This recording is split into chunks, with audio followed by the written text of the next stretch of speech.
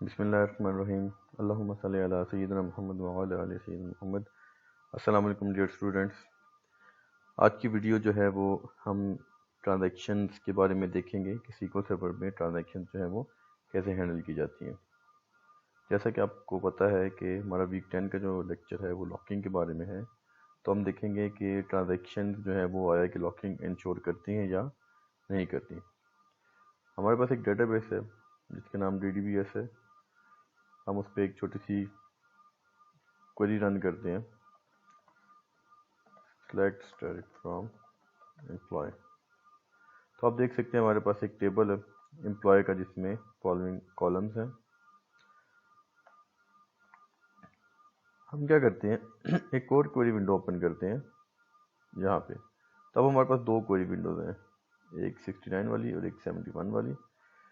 اور یہاں پہ ہم کیا کرتے ہیں، کوئری ونڈو 1 ٹرانزیکشن سٹارٹ کرنے کے لیے ہمیں لکھنا پڑتا ہے بگن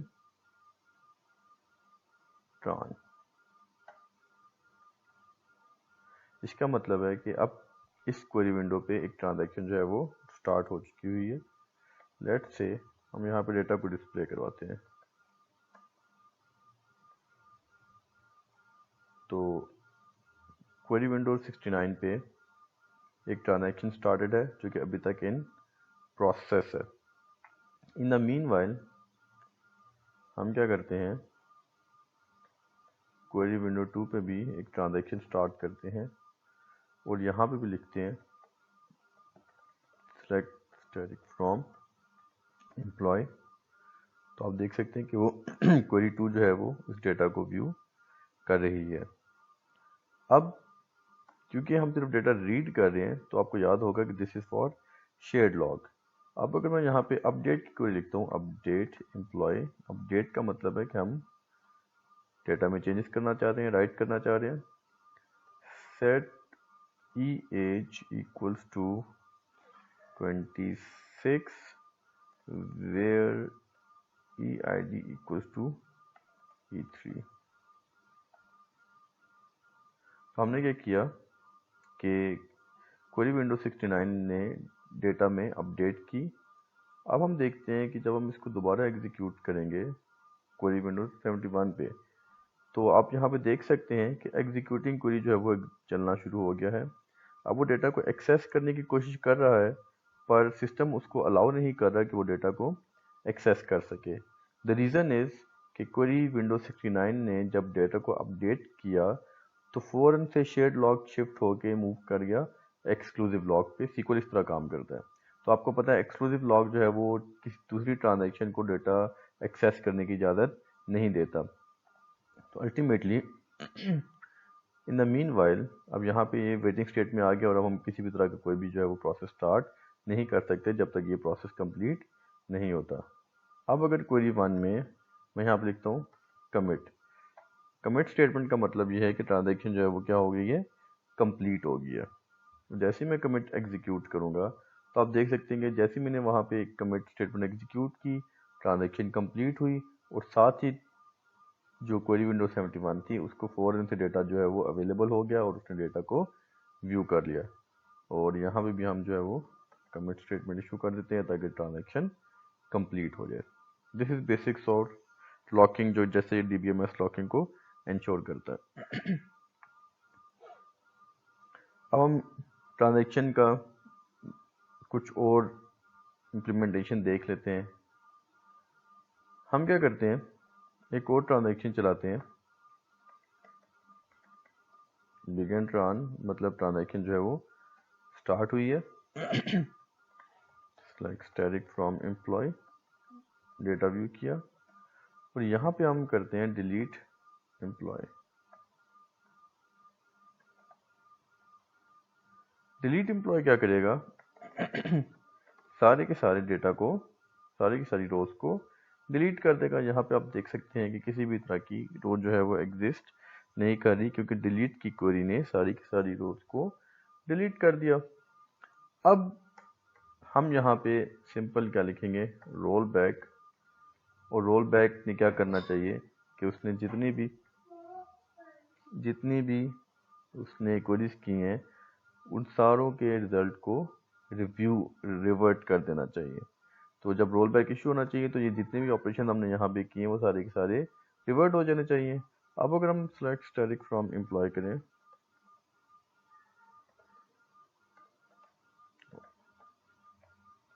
तो देखिए वो सारा का सारा डेटा जो है वो वापस आ चुका है क्योंकि हमने यहाँ पे रोल बैक किया। तो अगर आप यहाँ पे कमिट करेंगे तो इट मीन्स कि डेटा जो है वो जितने भी ऑपरेशन हैं उन सारों को फाइनलाइज कर दिया जाए। और अगर आप रोल बैक करेंगे तो इट मीन्स जितने भी ऑपरेशन हुए हैं उन सारे के सारे ऑपरेशंस को आपने रिवर्ट कर देना है। This is basics of transaction. अब हम इसको थोड़ा सा और आगे लेके चलते हैं कि ट्रांजैक्शन जो है वो उनको हम कैसे इस्तेमाल कर सकते हैं। यहाँ पे हम देख सकते हैं कि एक छोटी सी एग्जांपल हमने लिखी है। सबसे पहले ट्रांजैक्शन स्टार्ट की और अपने टेबल में एक रो जो है वो इंसर्ट की। तो आप देख सकते हैं कि हमारा जो टेबल है उसमें E1 की पहले से एक रो जो है वो एग्जिस्ट कर रही है। हम ये ट्रांजैक्शन इसलिए लिख रहे हैं कि जो डेटा इंसर्ट किया है कि आया कि वो डेटा ऑलरेडी एग्जिस्ट करता है या नहीं, कीपिंग के प्राइमरी की इज EID। अगर EID ऑलरेडी एग्जिस्ट करती है तो हम उसको जो है वो डेटा को ट्रांजैक्शन को रोल बैक कर देंगे ताकि डेटा जो है वो डुप्लीकेट ना हो। तो यहाँ पे हमने पहले डेटा इंसर्ट किया और उसकी EID बेसिकली क्या थी, E1 थी। फिर हमने एक वेरिएबल बनाया काउंट के नाम से और उस काउंट की वेरिएबल को हमने एक क्वेरी असाइन की जो कि हमें ये काउंट करके देगी कि कितने रिकॉर्ड्स हैं जिनका EID क्या है, E1 है। अगर EID E1 जो है वो एक दफ़ा अपीयर होता है इसका मतलब है कि वो डुप्लीकेट नहीं हुआ क्योंकि हमने ऊपर इंसर्ट किया था। अगर वो एक से ज़्यादा मरतबा अपीयर होता है, लेट्स से 2 टाइम्स अपीयर होता है, तो इसका मतलब है EID जो है वो मल्टीपल टाइम्स हो गया है, डुप्लीकेशन हो गई है।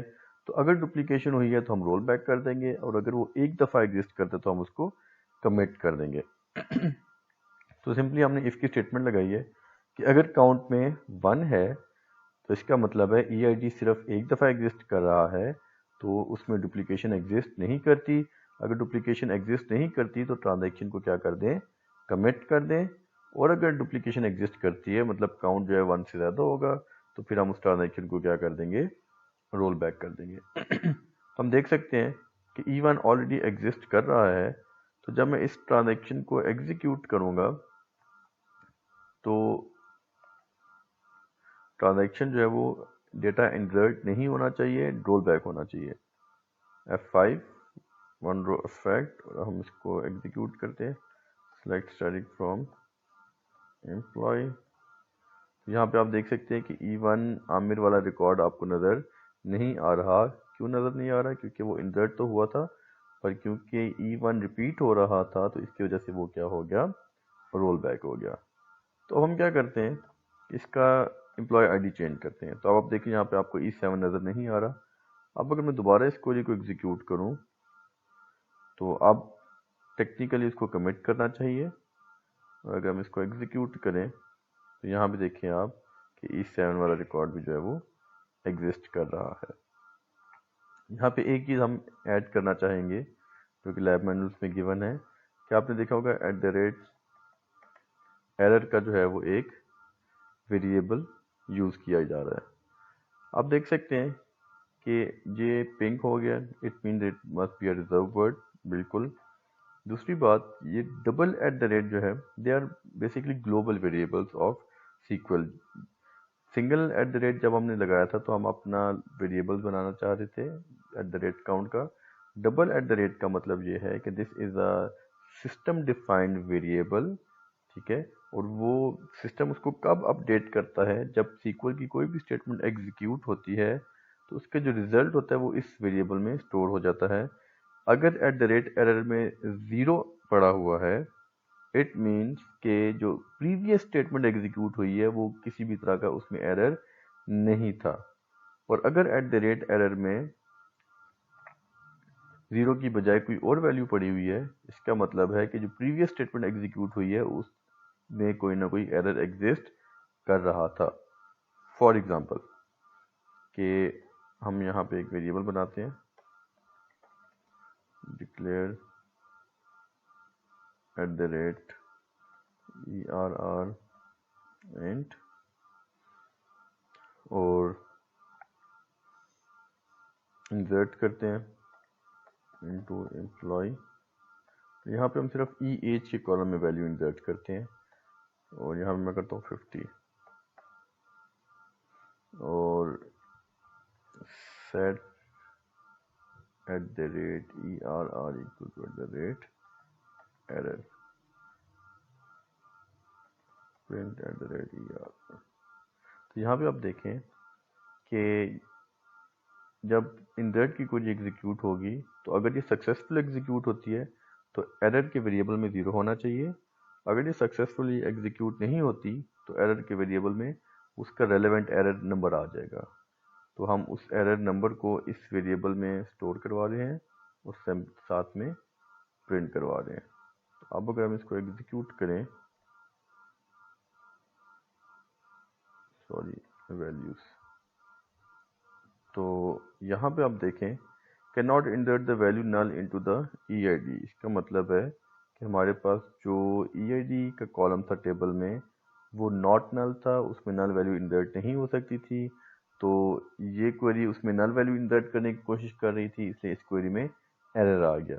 وہ بیسیکلی ایرر نمبر کیا تھا 515 اور وہ 515 جو ہے وہ اس ویریبل میں اسٹور ہو چکا تھا. This is why error variable is used. السلام علیکم ورحمۃ اللہ وبرکاتہ.